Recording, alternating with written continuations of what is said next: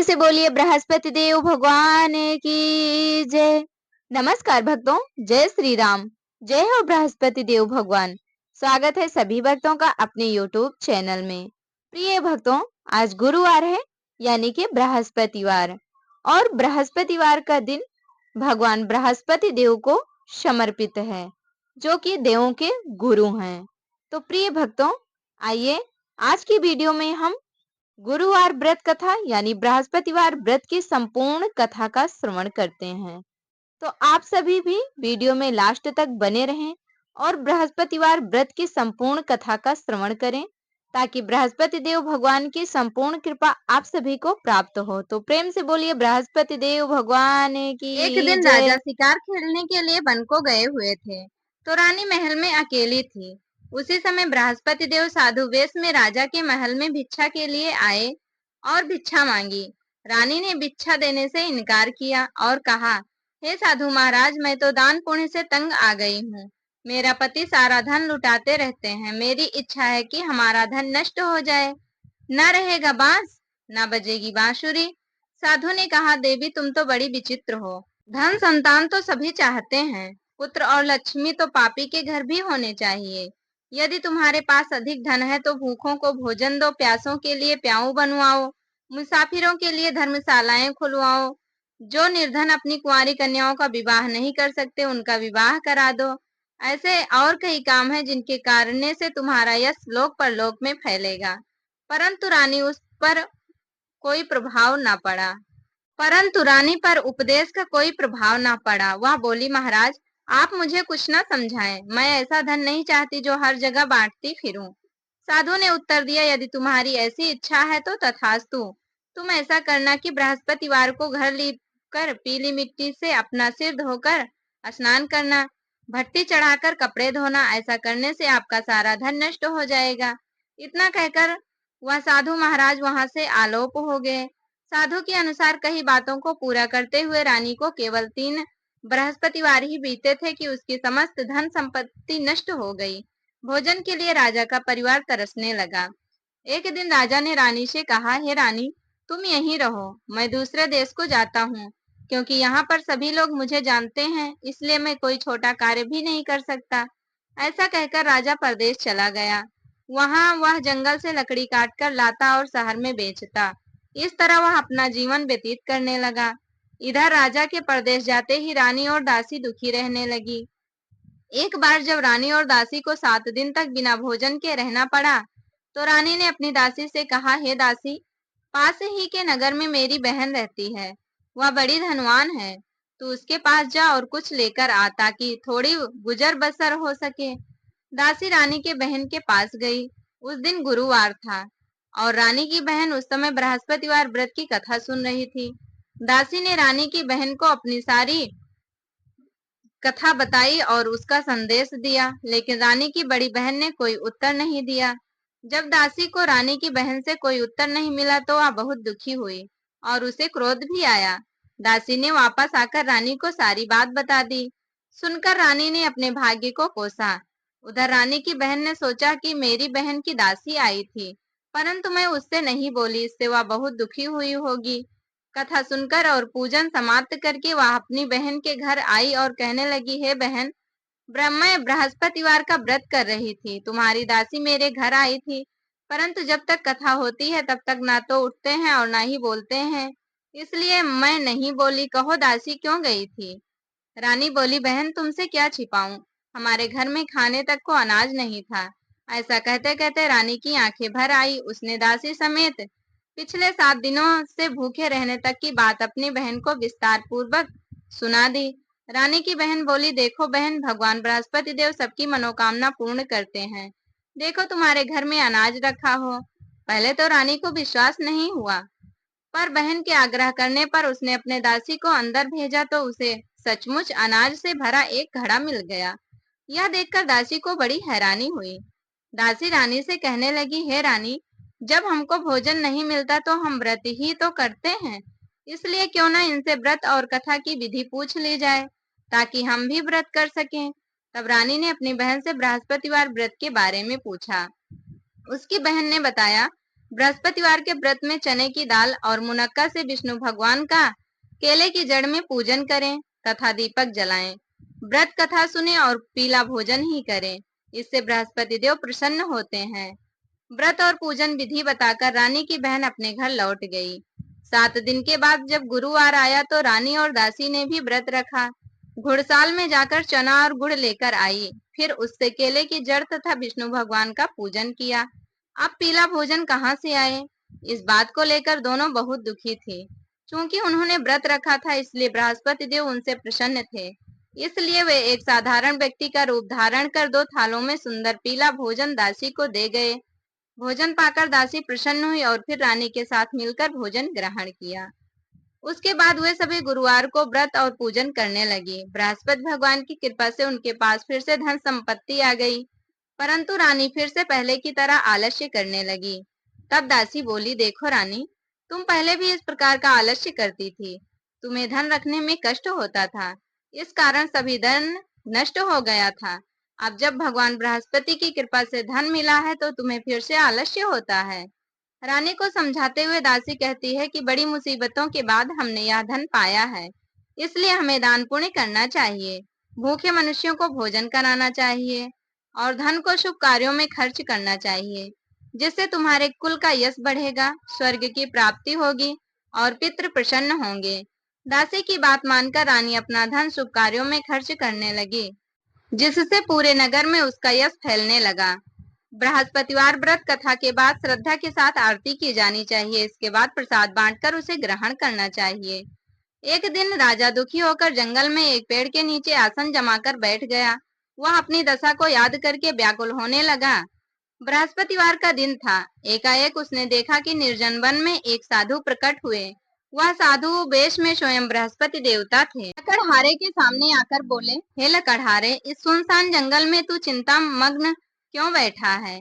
लकड़हारे ने दोनों हाथ जोड़कर प्रणाम किया और उत्तर दिया, महात्मा जी, आप सब कुछ जानते हैं, मैं क्या कहूँ? यह कहकर रोने लगा और साधु को अपनी आत्मकथा सुनाई। महात्मा जी ने कहा, तुम्हारी स्त्री ने बृहस्पति के दिन बृहस्पति भगवान का निरादर किया है, जिसके कारण रुष्ट होकर उन्होंने तुम्हारी यह दशा कर दी। अब तुम चिंता को दूर करके मेरे कहने पर चलो तो तुम्हारे सब कष्ट दूर हो जाएंगे और भगवान पहले से भी अधिक धन संपत्ति देंगे। तुम बृहस्पति के दिन कथा किया करो, 2 पैसे के चने मुनक्का लाकर उसका प्रसाद बनाओ और शुद्ध जल से लोटे में शक्कर मिलाकर अमृत तैयार करो। कथा के पश्चात अपने सारे परिवार और सुनने वाले प्रेमियों में अमृत व प्रसाद बांटकर आप भी ग्रहण करो। ऐसा करने से भगवान तुम्हारी सब मनोकामनाएं पूरी करेंगे। साधु के ऐसे वचन सुनकर लकड़हारा बोला, हे प्रभु, मुझे लकड़ी बेचकर इतना पैसा नहीं मिलता जिससे भोजन के उपरांत कुछ बचा सकूं। मैंने रात्रि में अपनी स्त्री को व्याकुल देखा।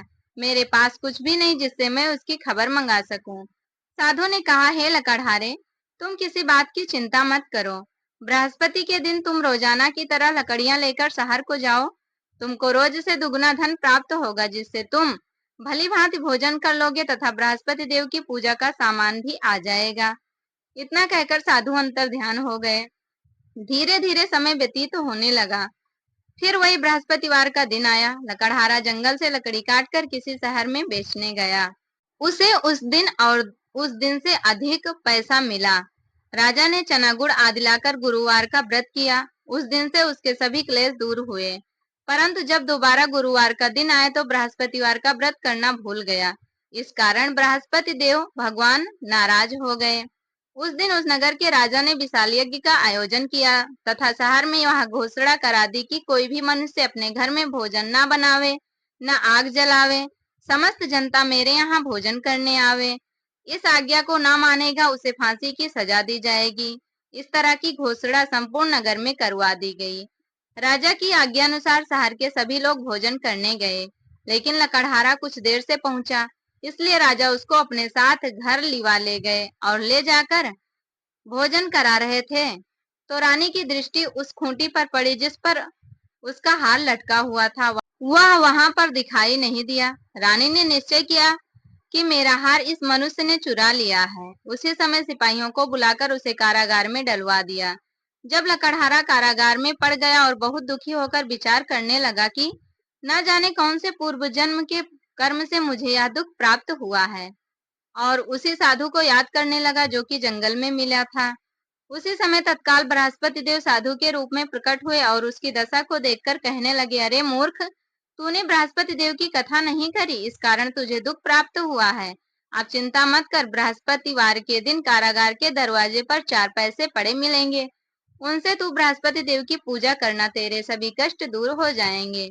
बृहस्पति के दिन उसे 4 पैसे मिले। लकड़हारे ने कथा कही। उसी रात्रि को बृहस्पति देव ने उस नगर के राजा को स्वप्न में कहा, हे राजा, तुमने जिस आदमी को कारागार में बंद कर दिया है वह निर्दोष है, वह राजा है, उसे छोड़ देना। रानी का हार उसी खूंटी पर लटका है, अगर तू ऐसा नहीं करेगा तो मैं तेरे राज्य को नष्ट कर दूंगा। इस तरह रात्रि के स्वप्न को देखकर राजा प्रातः काल उठा और खूंटी पर हार देखकर लकड़हारे को बुलाकर क्षमा मांगी तथा लकड़हारे को योग्य सुंदर वस्त्र आभूषण देकर विदा कर दिया। बृहस्पति देव की आज्ञानुसार लकड़हारा अपने नगर को चल दिया। राजा जब अपने नगर के निकट पहुंचा तो उसे बड़ा आश्चर्य हुआ। नगर के पहले से अधिक बाग, तालाब, कुएं तथा बहुत सी धर्मशालाएं, मंदिर आदि बन गई हैं। राजा ने पूछा, यह किसका बाग है और धर्मशाला है? तब नगर के सब लोग कहने लगे, यह सब रानी और बांदी के हैं। तो राजा को आश्चर्य हुआ और गुस्सा भी आया। जब रानी ने यह खबर सुनी कि राजा आ रहे हैं तो उन्होंने बांदी से कहा कि हे दासी, देख, राजा हमको कितनी बुरी हालत में छोड़ गए थे, हमारी ऐसी हालत देखकर कहीं वह लौट न जाएं, इसलिए तू दरवाजे पर खड़ी हो जा। आज्ञा अनुसार दासी दरवाजे पर खड़ी हो गई। राजा आए तो उन्हें अपने साथ लिवा लाई। तब राजा ने क्रोध करके अपनी रानी से पूछा कि यह धन तुम्हें कैसे प्राप्त हुआ? तब उन्होंने कहा, हमें यह सब धन बृहस्पति देव के इस व्रत के प्रभाव से प्राप्त हुआ है। राजा ने निश्चय किया कि 7 रोज के बाद तो सभी बृहस्पतिवार का व्रत पूजन करते हैं, परंतु मैं प्रतिदिन दिन में 3 बार कहानी तथा रोज व्रत किया करूंगा। हर समय राजा के दुपट्टे में चना की दाल बंधी रहती तथा दिन में 3 बार कहानी कहता। एक रोज राजा ने विचार किया कि चलो अपनी बहन के यहाँ हो आए। इस तरह निश्चय कर राजा घोड़े पर सवार हो अपनी बहन के यहाँ को चलने लगा। मार्ग में उसने देखा कि कुछ आदमी एक मुर्दे के लिए जा रहे हैं। उन्हें रोककर राजा कहने लगा, अरे भाइयों, मेरी बृहस्पति देव की कथा सुन लो। तो सब लोग कहने लगे, यहाँ मैं मुर्दा लेकर जा रहा हूँ और इसको कथा सुनने की पड़ी है। उसमें से एक व्यक्ति बोला, चलो क्यों ना हम इस कथा को सुन लें। राजा ने दाल निकाली और जब कथा आधी हुई थी कि मुर्दा हिलने लग गया, और जब कथा समाप्त हो गई तो राम राम करके मनुष्य उठकर खड़ा हो गया। आगे मार्ग में उसे एक किसान खेत में हल चलाता मिला। राजा ने उसे देख और उससे बोले, अरे भाई, तुम मेरी बृहस्पतिवार की कथा सुन लो। किसान बोला, जब तक मैं तेरी कथा सुनूंगा तब तक 4 हरैया जोत लूंगा, जा अपनी कथा किसी और को सुनाना। इस तरह राजा आगे चलने लगा। राजा के हटते ही बैल पछाड़ खाकर गिर गए तथा किसान के पेट में बड़ी जोर का दर्द होने लगा।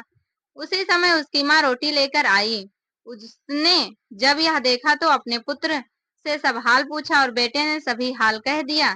तो बुढ़िया दौड़ी दौड़ी उस घुड़सवार के पास गई और उससे बोली कि मैं तेरी कथा सुनूंगी, तू अपनी कथा मेरे खेत पर चलकर ही कहना। राजा ने बुढ़िया के खेत पर जाकर कथा कही, जिसके सुनते ही वह बैल उठ खड़ा हुआ तथा किसान के पेट का दर्द भी बंद हो गया। राजा अपनी बहन के घर पहुंचा। बहन ने भाई की खूब मेहमानी की। दूसरे दिन प्रातःकाल राजा जागा तो वह देखने लगा कि सब लोग भोजन कर रहे हैं। राजा ने अपनी बहन से कहा, ऐसा कोई मनुष्य है जिसने भोजन नहीं किया हो? मेरी बृहस्पतिवार की कथा सुन ले। बहन बोली, भैया, यह देश ऐसा ही है कि पहले यहाँ लोग भोजन करते हैं, बाद में अन्य काम करते हैं। अगर कोई पड़ोस में हो तो देख आऊं। वह ऐसा कहकर देखने चली गई, परंतु उसे कोई ऐसा व्यक्ति नहीं मिला जिसने भोजन न किया हो। अतः वह एक कुम्हार के घर गई जिसका लड़का बीमार था। उसे मालूम हुआ कि उनके यहाँ 3 रोज से किसी ने भोजन नहीं किया है। रानी ने अपने भाई की कथा सुनने के लिए कुम्हार से कहा। वह तैयार हो गया। राजा ने जाकर बृहस्पतिवार की कथा कही, जिसको सुनकर उसका लड़का ठीक हो गया। अब तो राजा की प्रशंसा होने लगी। एक रोज राजा ने अपनी बहन से कहा कि हे बहन, हम अपने घर को जाएंगे, तुम भी तैयार हो जाओ। राजा की बहन ने अपनी सास से कहा। सास ने कहा, हाँ चली जा, परंतु अपने लड़के को मत ले जाना, क्योंकि तेरे भाई के कोई औलाद नहीं है। बहन ने अपने भैया से कहा, हे भैया, मैं तो चलूंगी पर कोई बालक नहीं जाएगा। राजा बोला, जब कोई बालक नहीं चलेगा तब तुम ही क्या करोगी? बड़े दुखी मन से राजा अपने नगर को लौट आया। राजा ने अपनी रानी से कहा, हम निर्बंसी हैं, हमारा मुंह देखने का धर्म नहीं है और कुछ भोजन आदि नहीं किया। रानी बोली, हे प्रभु, बृहस्पति देव ने हमें सब कुछ दिया है, वह हमें औलाद भी अवश्य ही देंगे। उसी रात को बृहस्पति देव ने राजा से स्वप्न में कहा, हे राजा, उठ, सभी सोच त्याग दे, तेरी रानी गर्भ से है। राजा की यह बात सुनकर बड़ी खुशी हुई। 9वें महीने में उसके गर्भ से एक सुंदर पुत्र पैदा हुआ। तब राजा बोला, हे रानी, स्त्री बिना भोजन के रह सकती है पर बिना कहे नहीं रह सकती। जब मेरी बहन आवे तुम उससे कुछ मत कहना। रानी ने सुनकर हाँ कर दिया। जब राजा की बहन ने यह शुभ समाचार सुना तो वह बहुत खुशी हुई तथा बधाई लेकर अपनी भाई के यहाँ आई। तभी रानी ने कहा, घोड़ा चढ़कर आई तो नहीं आई, गधा चढ़ी आई। राजा की बहन बोली, भाभी, मैं इस प्रकार न कहती तो तुम्हें औलाद कैसे होती? मेरे इस कड़वे वचन से ही बृहस्पति देव को दुख हुआ होगा, शायद इसीलिए उन्होंने तुम्हें औलाद दी होगी। अब आप हमेशा बृहस्पति देव की कथा सुनना और बृहस्पति देव का हमेशा व्रत भी करना, ताकि बृहस्पति देव की कृपा सभी पर बनी रहे। बृहस्पति देव ऐसे ही हैं, जैसे जिसके मन में कामनाएं हैं सभी को पूर्ण करते हैं। जो सद्भावना पूर्वक बृहस्पतिवार का व्रत करता है एवं कथा पढ़ता है अथवा सुनता है और दूसरों को सुनाता है, बृहस्पति देव उसके सभी मनोकामनाओं को पूर्ण करते हैं। इसलिए हमें बृहस्पतिवार के दिन कथा अवश्य ही सुननी चाहिए।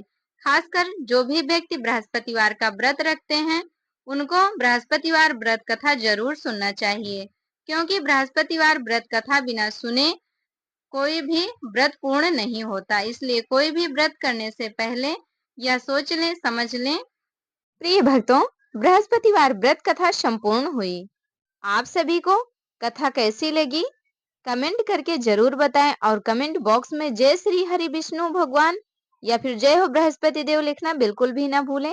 हमारे साथ जुड़े रहने के लिए धन्यवाद। वीडियो अच्छी लगी हो तो लाइक कर दें, चैनल पर नए हो तो सब्सक्राइब कर लें। प्रेम से बोलिए बृहस्पति देव की जय।